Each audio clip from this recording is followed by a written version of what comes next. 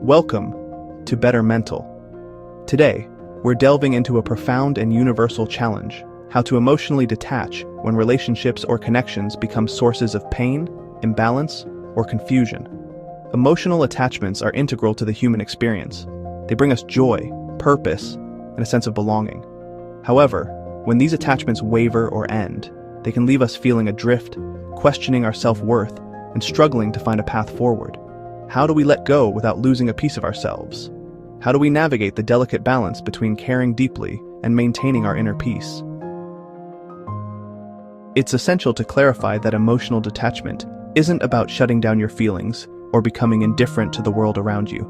Instead, it's about cultivating a healthy relationship with your emotions, acknowledging them, understanding them, and allowing them to guide you without overwhelming you. By embracing the wisdom of Stoic philosophy, particularly the teachings of Marcus Aurelius, we can learn to navigate our emotional landscapes with resilience, clarity, and grace. The Stoics offer timeless insights that help us balance our emotions, regain control over our inner world, and ultimately lead more fulfilling lives. Life is a constant ebb and flow of experiences, relationships, and emotions. One undeniable truth is that people come and go from our lives.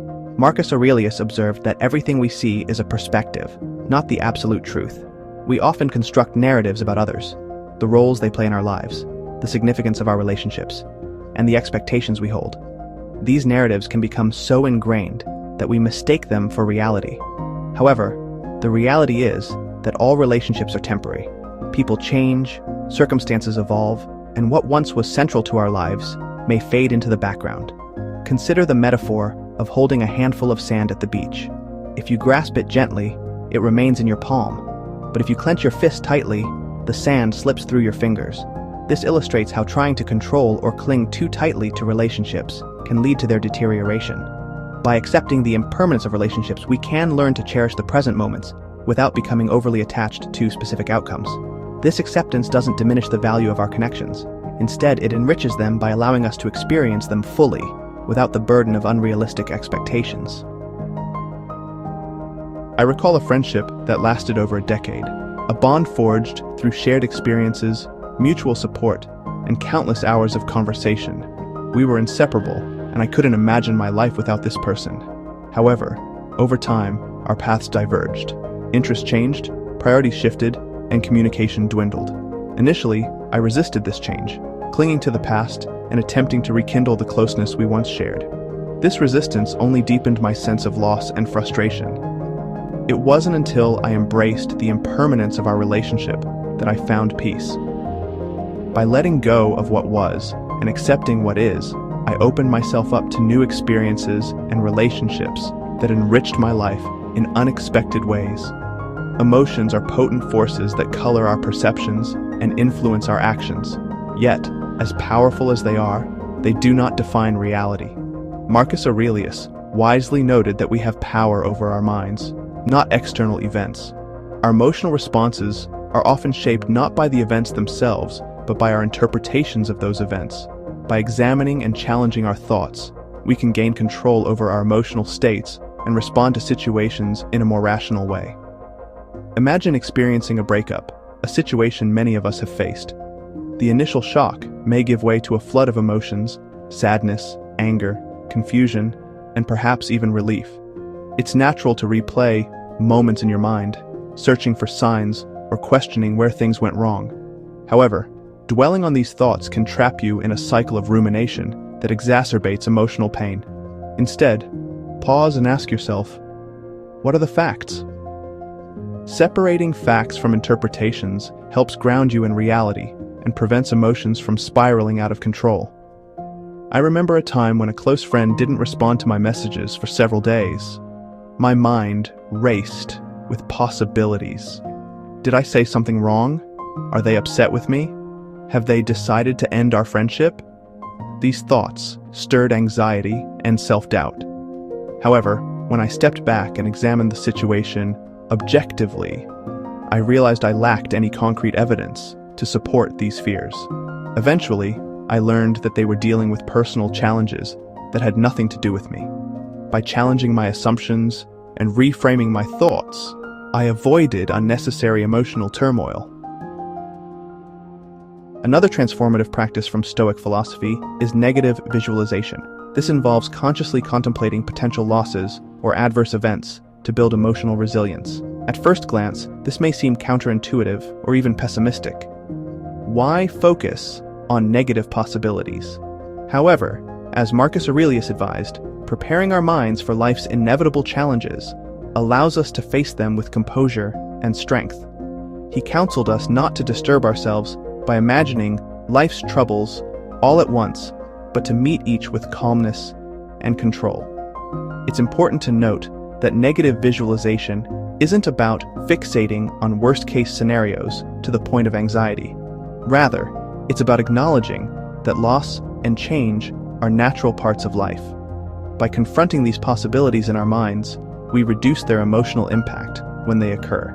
This practice fosters gratitude for what we have in the present and helps us build inner strength to face the future.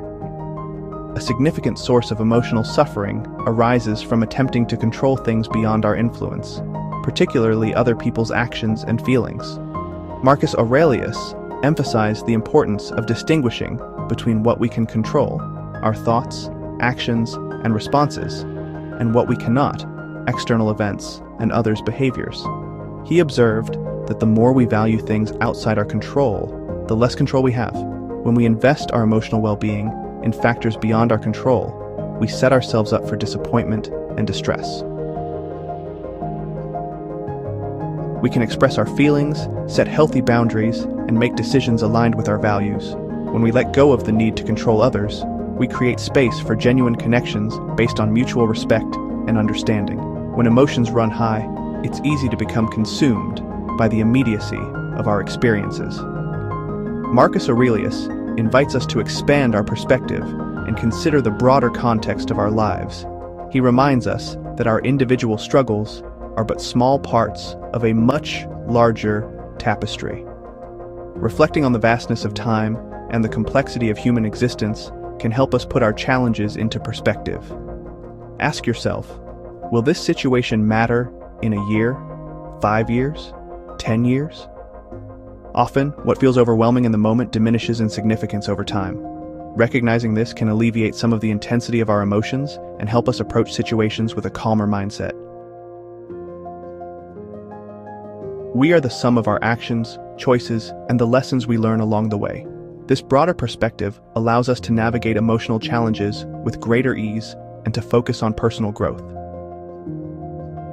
Emotional detachment, as guided by Stoic philosophy, is not about building walls around our hearts. It's about developing the inner strength to face life's uncertainties with grace and composure.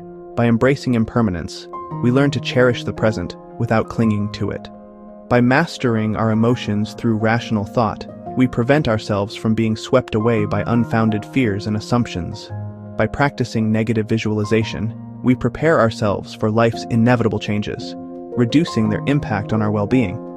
By focusing on what we can control, we reclaim our power and autonomy. And by reflecting on the bigger picture, we place our experiences within the vast context of our lives, gaining perspective and peace. The next time you find yourself overwhelmed by a relationship or situation, pause and ask, do I control my emotions, or do they control me? This question can serve as a compass, guiding you back to a place of balance and self-awareness. Emotional freedom is not about caring less, it's about caring wisely. It's about nurturing a healthy relationship with yourself and others, grounded in reality and self-respect. If this message resonates with you, I encourage you to reflect on how these principles might apply to your own life. Share your thoughts, experiences, or questions in the comments below. Your insights could provide valuable support to others navigating similar challenges. Together, let's continue to build a stronger, healthier mental foundation, embracing the journey toward emotional freedom and personal growth. And as always, please like and subscribe. See you next time.